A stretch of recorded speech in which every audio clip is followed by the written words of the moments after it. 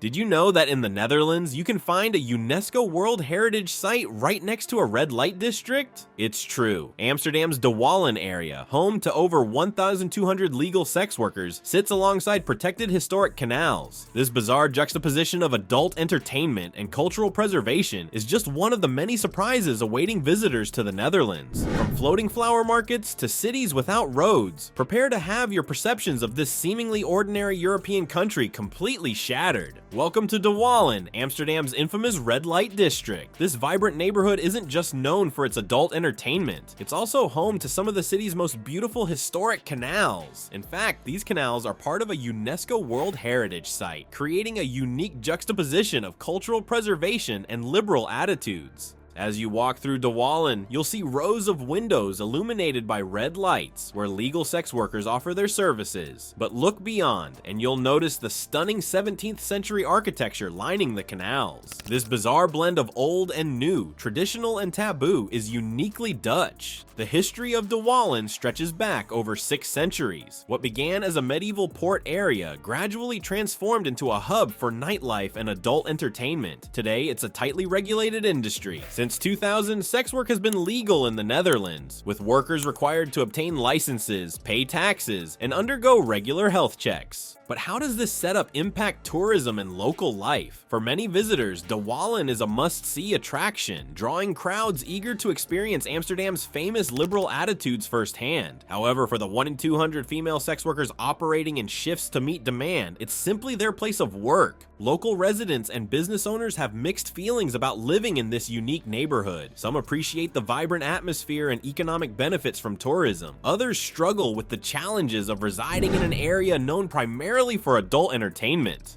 The red light district isn't tucked away or hidden. It's an open, managed system right in the heart of Amsterdam. This transparency extends to the workers themselves, who are treated as self-employed professionals rather than being marginalized or criminalized. This paradoxical setup reflects core Dutch values of pragmatism and tolerance. By regulating and normalizing sex work, the Netherlands aims to create safer conditions for workers while preserving its cultural heritage. It's a balancing act that few other countries have attempted on such a scale.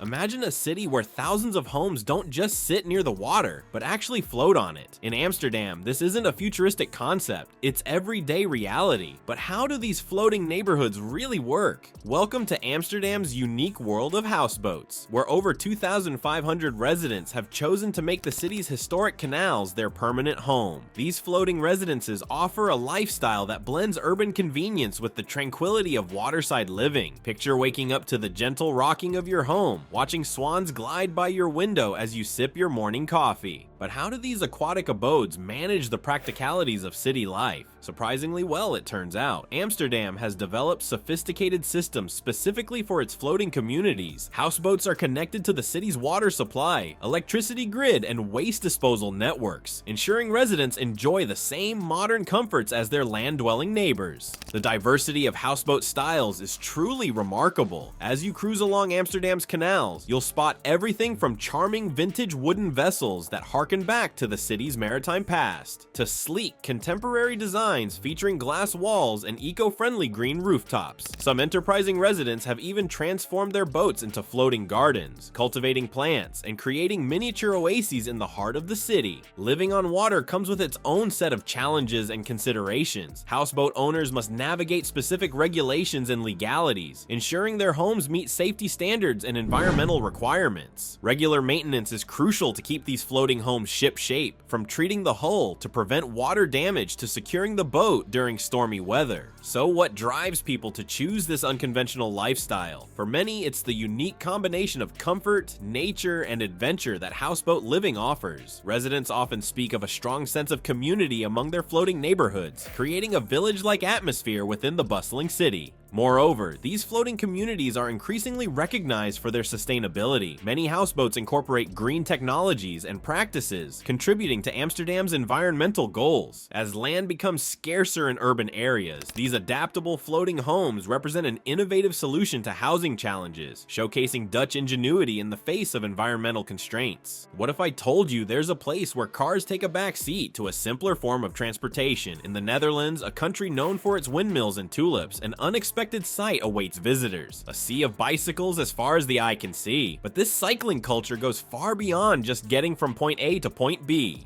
In the Netherlands, bicycles aren't just a mode of transport, they're a way of life. With over 27% of all trips made by bike, cycling is deeply ingrained in Dutch society. You'll see bikes everywhere, from bustling city centers to quiet countryside roads. It's not uncommon to spot more bicycles than people in many areas. This two-wheeled obsession has profoundly shaped Dutch urban planning and daily life. The country boasts an impressive 35,000 kilometers of dedicated bike paths, creating a vast network that prioritizes cyclists' safety and convenience. These paths aren't just narrow strips along the road, they're often wide, well-maintained routes that crisscross cities and connect towns. But the cycling infrastructure doesn't stop at bike lanes. Traffic laws in the Netherlands are designed with cyclists in mind. Drivers are taught to be extra cautious around bike users, and there are strict regulations requiring cyclists to use bike lanes where available and follow traffic signals. This comprehensive approach has created a harmonious coexistence between different modes of transport. The benefits of this cycling culture extend far beyond convenience. Regular cycling contributes significantly to public health, reducing the risk of chronic diseases and improving mental well-being. It's no coincidence that the Netherlands is considered one of the healthiest countries in Europe. Moreover, the environmental impact is substantial, with reduced carbon emissions and less traffic congestion aligning perfectly with the country's commitment to sustainability. As you explore the Netherlands on two wheels, prepare for some surprising sights. You might see parents transporting multiple children in specialized cargo bikes called backfiets, cyclists carrying large items that you'd typically expect to see in a car, or even pets enjoying the ride in custom bike trailers. These unusual scenes showcase the versatility and ingenuity of Dutch cycling culture.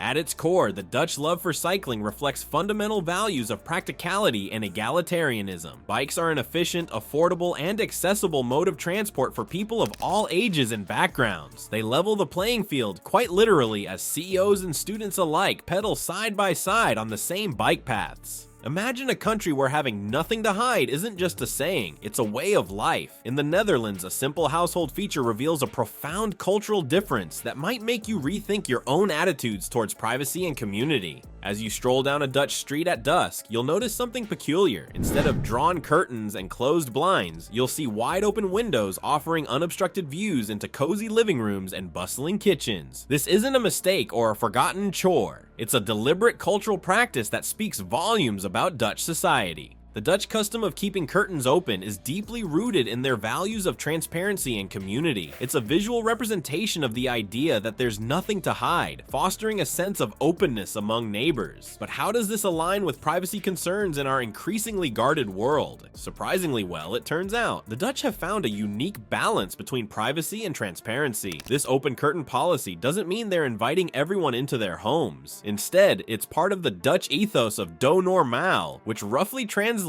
to just act normal. It's an unspoken agreement. You can look, but don't stare or intrude. This practice has shaped Dutch social norms in fascinating ways. It creates a sense of shared experience and connection among community members. Neighbors can observe and, in a way, participate in each other's lives, leading to stronger social bonds. It's not uncommon for Dutch people to exchange friendly waves or nods with passers-by while going about their evening routines. But what do these open windows really reveal about Dutch society? They showcase a culture that values honesty, trust, and community over rigid privacy. It's a physical manifestation of the Dutch preference for directness and transparency in all aspects of life. Interestingly, there are regional variations to this custom. In the southern, more Catholic regions of the Netherlands, you're more likely to see curtains closed in the evening. This reflects the diverse cultural attitudes within the country and shows that even long-standing traditions aren't universally practiced.